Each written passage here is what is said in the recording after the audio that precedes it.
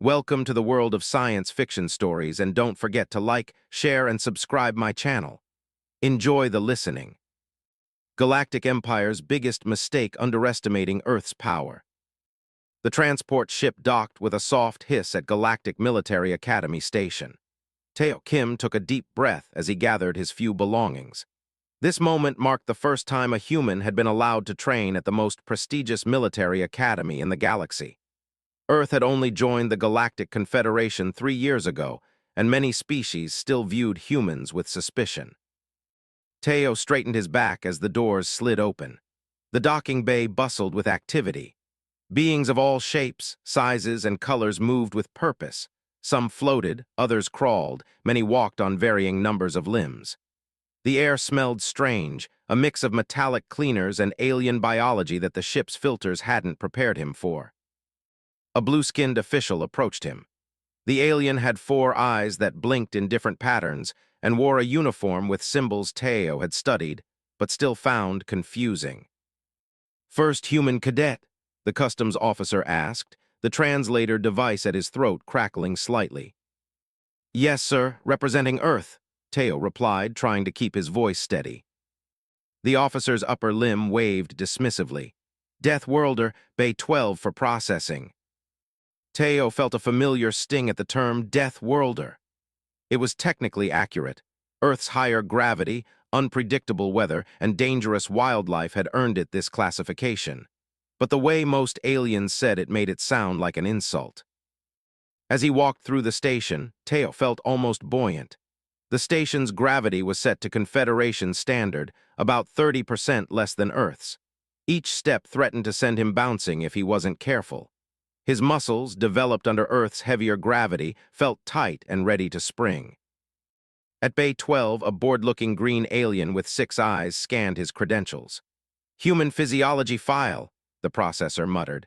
"Unusual, very unusual. High bone density, redundant organs, endocrine system prone to aggression responses." The being looked up, all 6 eyes focusing on Teo. "Are you really filled with corrosive acid?" "Just stomach acid for digestion," Teo explained, having heard this misconception before. "It stays where it belongs." The processor seemed unconvinced, but completed the entry formalities. "Dormitory Block E, Room 217. Orientation begins in 2 standard hours." Block E turned out to be at the far end of the station. The room was small but functional, with a bed that seemed designed for a being with a very different shape. Teo placed his few belongings in the storage unit and checked his appearance in the reflection panel. The plain gray cadet uniform fit well enough, though the material felt strange against his skin. 2 hours later, Teo found himself in a large hall with approximately 300 other new cadets. He was the only human, and he could feel the stares. Some were curious, others wary, a few openly hostile. A tall, elegant alien with silver skin and 4 arms stepped onto the raised platform. The insignia on her uniform marked her as Commander Hansal, the Academy's head of new recruit training. "Cadets," her voice rang through the hall without apparent amplification. "You represent the finest young minds from 47 worlds. For the next 3 cycles, you will train to become officers in the Confederation's United Forces. Some of you will fail, many of you will succeed, all of you will be changed." Her 4 eyes swept the crowd, pausing momentarily on Teo. "The Academy does not care about your planet of origin, your evolutionary advantages, or your cultural beliefs. We care only about your performance." Near Teo, a being with purple tentacles leaned toward a companion with a chitinous exoskeleton. "The human is interesting," the tentacled cadet whispered. "I heard their planet is so hostile they evolved to enjoy pain." "I heard they drink poison for pleasure," the insected cadet clicked back. Teo pretended not to hear, though his translator picked up every word. These were common misconceptions about humans, partly based on truth but twisted by alien perspectives. Yes, humans drank alcohol, which was technically toxic, and some humans did enjoy certain kinds of pain in specific contexts. But these alien cadets made it sound like humans were masochistic poison drinkers. After orientation, the new cadets were led to the assessment center. a vast chamber filled with various equipment designed to test physical capabilities across species. Instructor J1, a stocky orange-skinned alien with movements like flowing water, explained the process. Each of you will undergo baseline testing appropriate to your species. These results will form the foundation of your physical training program. Teo waited his turn, watching as cadets from various worlds completed their assessments. Some demonstrated incredible flexibility, others remarkable strength within their gravity parameters. Still others showed mental abilities that seemed like magic to human perception. When Teo's turn came, Instructor J1 consulted his data pad. Human, Death Worlder parameters. He adjusted several settings on the equipment. Begin with the endurance circuit. The endurance circuit looked simple enough, a track that changed elevation and terrain with various obstacles. Teo began at a steady pace. Finding the lighter gravity gave him a strange bouncing gait until he adjusted. As he continued, increasing his speed, he noticed the instructor and several other aliens watching him with increasing attention. What felt like a moderate jog to him seemed to be impressing them. By the time he completed the circuit, he had barely broken a sweat, while other species had required rest periods. Continue to strength assessment, Instructor J1 directed, his voice carefully neutral. The strength tests were similar. What seemed reasonable effort to Teo caused the equipment to register unexpected readings. By the time he finished the full assessment battery, a small crowd had gathered to observe. Fascinating, noted Instructor J1, recording the results on his data pad. Perhaps there's something to these Death Worlders after all. Later in the communal eating area, Teo sat alone. The nutrition packet labeled human safe tasted bland but familiar, clearly synthesized to approximate Earth food. As he ate, he observed the various species around him, some glancing his way with new curiosity. A slender cadet with feathery appendages approached his table. "You are the human," the alien stated. "I am Kibum. My world has 1.2 standard gravity, not a death world but closer than most here. May I join you?" Teo nodded, grateful for the gesture. "Your assessment results are being discussed by many," Kibum said, settling across from him. "They did not expect such physical capability.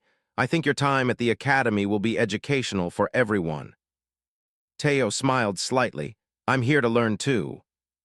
"Yes," Kibum's feathers rippled in what might have been amusement, "but some lessons will be harder for some to accept than others." 2 standard months into his training at the Galactic Military Academy, Teo found himself standing outside Director Du Yan's office. His request had caused quite a stir among the academy staff. No first-year cadet had ever asked to attempt the survival gauntlet. Inside the office, Director Du Yan's 4 eyes narrowed as he studied the human's file on his data screen. The director's skin shifted from its normal pale blue to a deeper shade, indicating concern. "The survival gauntlet is not for first years," Academy Director Du Yan said firmly. "No cadet has ever attempted it before reaching third cycle training." Commander Hansal's mandibles clicked in disagreement. She had been monitoring the human's progress with growing interest. The human requested it specifically. 3 standard cycles is the fastest completion time ever recorded, the director countered, his voice rising slightly. "Most cadets require 4 or 5. The tension in the room grew thicker. Teo's performance during standard training had been remarkable. His endurance exceeded all expectations. His problem-solving was unorthodox but effective, and his adaptability surprised even veteran instructors. But the gauntlet was different. It had broken experienced cadets from warrior species. "Let him try," came a new voice. Commander Enyang entered the office, her scaled skin reflecting the office lights in shimmering patterns. Unlike Hansal, who had developed a grudging respect for the human cadet, Enyang made no secret of her distrust of Earth and its inhabitants. "When he fails, it will remind everyone why Death Worlders must know their place," she added with a cold smile. Director Du Yan tapped his claws against the desk, considering. After a long pause, he nodded slowly. "Very well. The human may attempt the gauntlet, but he signs the enhanced risk waiver and we pull him out at the first sign of serious danger. Later that day, Teo stood in the preparation chamber as Instructor J1 explained the challenge ahead. The survival gauntlet is not just a test, the orange-skinned instructor said. It is a simulation of the worst planetary conditions you might face in service to the Confederation. You will encounter 7 distinct environments, each deadlier than the last. Teo nodded, studying the equipment laid out before him. The basic survival pack contained universal tools, a water purifier, emergency rations, and an emergency beacon. The beacon is not shame, J1 emphasized. Many fine cadets have activated it when the challenge became too great. I understand, sir, Teo replied. Word of the humans' attempt spread quickly through the academy. By evening, betting pools had formed. The odds weren't in Teo's favor. 3 days before he hits the beacon, predicted a senior cadet from a high-gravity world. 2 days, countered another. The swamp alone will break him. Kibum, who had become something of a friend to Teo, placed a small bet that the human would last at least a week. Others laughed at his optimism. That night, Teo reviewed Earth's survival manuals on his data pad. The techniques developed on his home world had served humans for thousands of years across deserts, mountains, forests, and oceans. Earth itself had been the ultimate survival training ground. Morning came quickly. Teo arrived at the gauntlet entrance wearing the standard environmental suit customized for human physiology. A small crowd had gathered to witness the beginning of his attempt. Commander Enyang was there, her scaled face impassive. Remember, cadet, there is no dishonor in recognizing your limitations. Teo simply nodded, knowing that any response would be interpreted as either arrogance or fear. The entrance to the gauntlet was a simple airlock. Beyond it lay the first environment. Teo had not been told what to expect. Adaptation to the unknown was part of the test. The airlock cycled and a computerized voice announced, Survival Gauntlet Sequence Initiating. Environment 1 preparing. Cadet vital signs monitoring active. Emergency protocol standing by. Teo took a deep breath as the inner door slid open. Begin, announced the automated system. A wave of hot, humid air washed over him. The smell hit him immediately, sulfur decay, and something alien he couldn't identify. Before him stretched a vast swamp with bubbling pools of greenish liquid and twisted vegetation rising from the muck. The light was dim, filtered through a thick canopy above and heavy fog. Several officers watched through monitoring screens as the humans stepped into the swamp without hesitation. Most species take hours just to analyze the environment, noted Instructor J1. Commander Enyang made a dismissive sound. Rushing in shows poor judgment. But Teo wasn't rushing blindly. His eyes narrowed as he assessed the toxic swamp simulation. Where other species might hesitate, he moved with purpose. Earth's varied biomes had prepared him for almost anything. The swamp reminded him of training exercises in Earth's bayous. He tested the ground before each step, using a tool from his pack as a probe. When he identified what appeared to be a solid path, he moved quickly but carefully. The monitoring team watched in surprise as Teo made more progress in 2 hours than most cadets did in 2 days. His technique is unusual, Commander Hansal observed. He's not avoiding the challenges, he's seeking the most efficient path through them.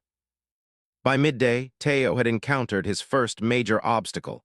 A wide stretch of bubbling liquid blocked his path, too wide to go around within the simulation's boundaries. The vapors rising from it would be toxic even through his suit for extended exposure. Most cadets constructed rafts from the available vegetation, a process that typically took days of careful work. The monitors watched, expecting Teo to begin this standard approach. Instead, he studied the liquid itself, then the surrounding plant life. Finding a particular type of reed, he gathered several. After stripping them down, he bound them together to create a long breathing tube. What is he doing? Director Duyan asked, leaning forward. The answer came as Teo waded into the liquid, the breathing tube in his mouth, his pack held above his head. He walked across the bottom of the toxic pool, completely submerged except for the tip of his breathing tube. "Incredible," whispered Kibum, who had come to watch the monitors. "Our species would never consider that approach, the psychological barrier of submersion in toxic liquid." Commander Enyang's scales darkened. One obstacle, there are many more ahead. By nightfall, Teo had covered distance that should have taken 3 days. He found a relatively safe spot on elevated ground, checked his equipment, and consumed a ration pack. The monitoring team expected him to rest. Most species required significant recovery time after such exertion. Instead, after just 4 hours of sleep, Teo was moving again, using the night's slightly cooler conditions to his advantage. "His endurance is remarkable," Instructor J1 noted, updating his records, "but surely the cumulative stress will affect him soon." Commander Hansal's mandibles clicked thoughtfully. "Perhaps, or perhaps we've underestimated what evolution on a death world truly means." By the second week, the Academy was buzzing with rumors. The human had cleared the swamp, desert, and tundra scenarios in days, not weeks. Senior cadets who had once scoffed at Teo's attempt now gathered around monitoring stations, watching his progress with growing amazement. In the observation center, Instructor J1 stared at the data screens, his orange skin paling to a lighter shade that indicated disbelief among his species. "It's impossible," Instructor J1 muttered, reviewing the data. "His endurance readings exceed our charts." Science Officer Mei floated into the room. Her species evolved in a gas giant's upper atmosphere, and on the station, she used a gravity nullification field to move around. Her translucent body glowed softly with patterns that expressed her thoughts. "Earth gravity is 1.4 times our standard," replied Science Officer Mei. "His muscle density alone gives him advantages, but it's more than that." She looked at his problem-solving patterns. She gestured with a wispy appendage toward the main screen, where recordings showed Teo adapting to each new environment with remarkable speed. While other species followed established protocols, he improvised continuously. "In the desert simulation, he dug beneath the sand during peak heat hours," she noted. "Most species build shelters above ground." Commander Hansal joined them, her 4 eyes fixed on the current feed showing Teo navigating a volcanic terrain. The simulation featured rivers of molten rock, toxic gas vents, and unstable ground. "This environment has the highest withdrawal rate," Hansal said. "Most cadets activate their emergency beacons by the 3rd day." Yet Teo moved with confidence. When faced with a wide lava flow, instead of taking the safe route that added days to the journey, he fashioned heat shields for his legs from the specialized materials in his pack. He then sprinted across a narrow section of the flow, his movements quick and precise.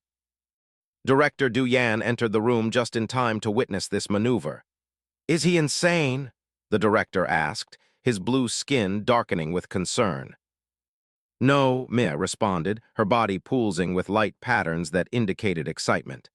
"He calculated the risk. Look at his vital signs, elevated but controlled. His species can regulate their stress response."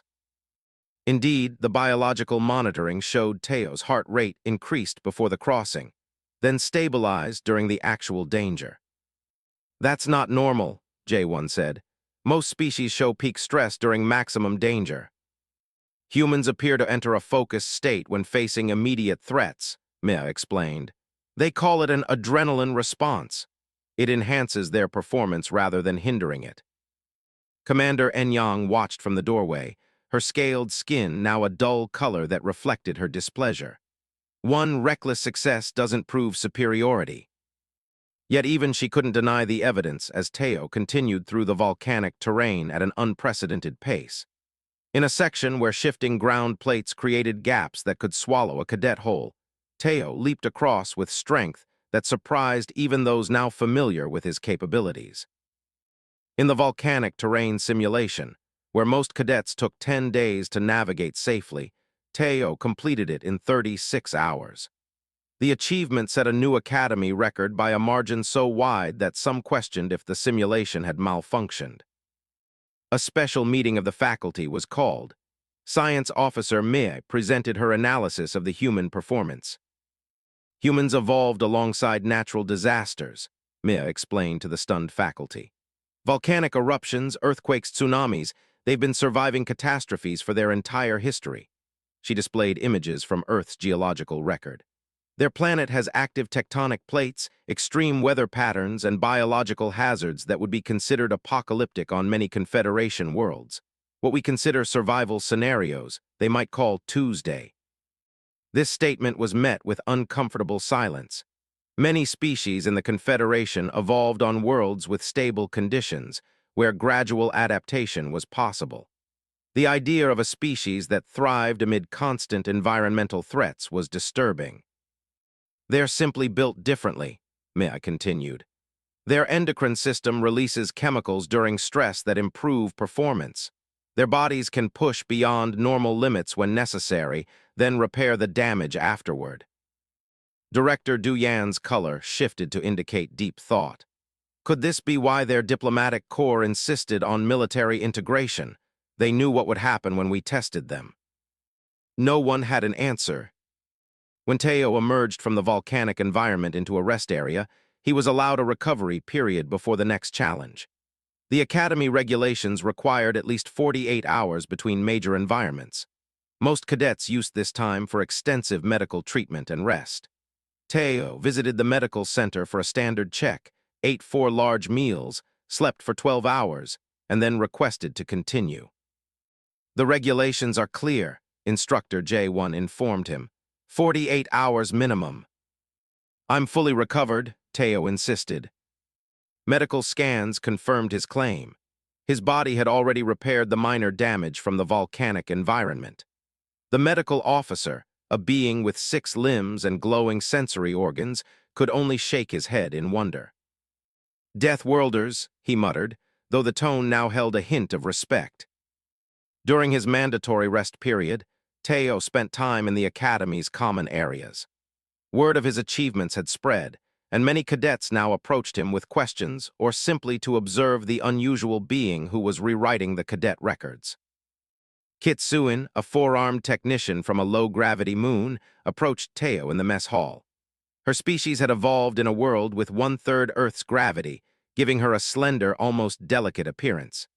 Her skin changed colors with her emotions, currently showing a pattern of curious blue swirls. "How do you keep going without rest cycles?" she asked, settling across from him with a tray of nutrient solution. Teo smiled. "On Earth, we call it persistence hunting. Before we had technology, we chased prey until it collapsed from exhaustion." "Your species hunted by exhausting other species to death." Suin's chromatophores paled in shock, turning a milky white. "We're evolved to never give up," he replied simply. Suin's color slowly returned to normal as she processed this information. "That explains much. My world has limited resources but few environmental threats. We evolved to conserve energy whenever possible." "Different worlds, different solutions," Teo said. "That's why the Confederation works, right? We all bring different strengths." This conversation was recorded by the Academy's standard systems and later reviewed by the faculty. Science Officer Mia flagged it as significant. "The human understands something we've missed," she told Director Du Yan privately. "We've been viewing Death World traits as dangerous or unpredictable, but they're simply different adaptations." As Teo prepared to enter the 4th environment, a high-pressure deep ocean simulation, betting pools shifted dramatically. Now the odds favored him completing the entire gauntlet in record time. Commander Enyang watched these developments with growing concern. The success of one human cadet could mean more would follow. The military balance of the Confederation might shift in ways no one had anticipated. "Perhaps," she whispered to herself as she watched Teo enter the ocean environment without hesitation, "we should have studied Earth more carefully before inviting them to join us." The Academy's central monitoring chamber hummed with tension. 4 weeks into the survival gauntlet, Teo had surpassed all expectations. He had completed 6 of the 7 environments, each in record time. Now only the final challenge remained, the gas giant atmospheric dive. Commander Enyang watched the monitors with growing concern as Teo approached the final phase. Her scaled skin had darkened to a deep purple, a sign of stress among her species. "No cadet has ever completed this environment in less than 3 weeks," she muttered. "Many failed entirely." "He cannot be allowed to succeed so easily," she muttered, her claws tapping against the control panel. Years of military doctrine and balance between species hung in the balance. If humans proved this adaptable, this capable, the power structure of the entire Confederation could shift. "Adjust the atmospheric pressure," she ordered suddenly. "Increase turbulence by 30%.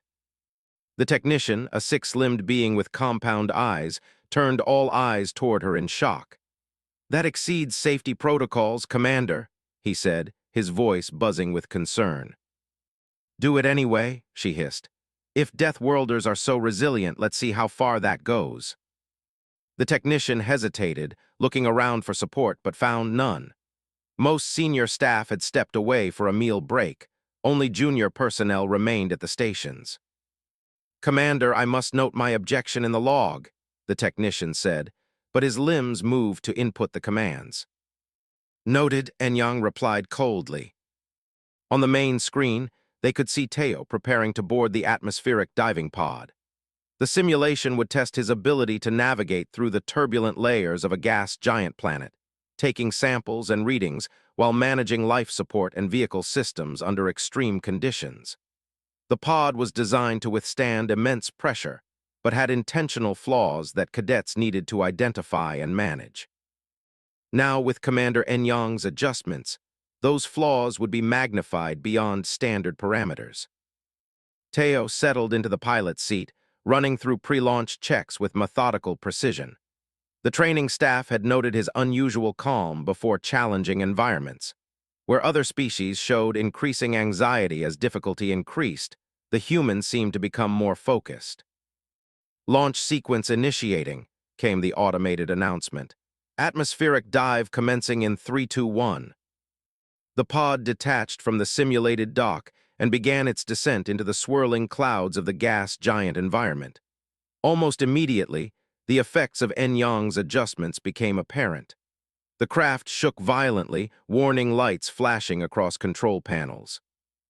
Inside, Teo's eyes widened momentarily, but he didn't panic. The crushing pressure felt almost familiar, not unlike the deep-sea training he'd undergone on Earth. The military had tested human cadets in crushing ocean depths, preparing them for extreme environments long before the Confederation made contact. As alarms blared, he methodically assessed the situation. The pressure readings were far higher than the briefing had indicated they should be. Something was wrong. "Interesting," he murmured to himself. The pod tumbled wildly, systems failing under pressure that would crush most species. The main propulsion system went offline, followed by secondary guidance. Life support flickered. In the monitoring room, the technicians watched in horror. "He should activate the emergency beacon," one said. "No cadet could navigate this."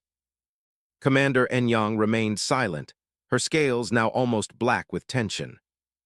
Back in the pod, Teo worked with quick, deliberate movements. He manually overrode the safety systems, which would normally trigger an automatic abort, then vented excess pressure from non-critical compartments, effectively creating air pockets that balanced the external force. "What is he doing?" a junior officer asked. "That's not in any simulation protocol." "He's treating the pod like a submarine in a crush-depth scenario," another responded with disbelief. Using techniques no alien would consider, Teo stabilized the craft. Earth's oceans had taught humans that pressure could be managed, channeled, even used to advantage if understood properly.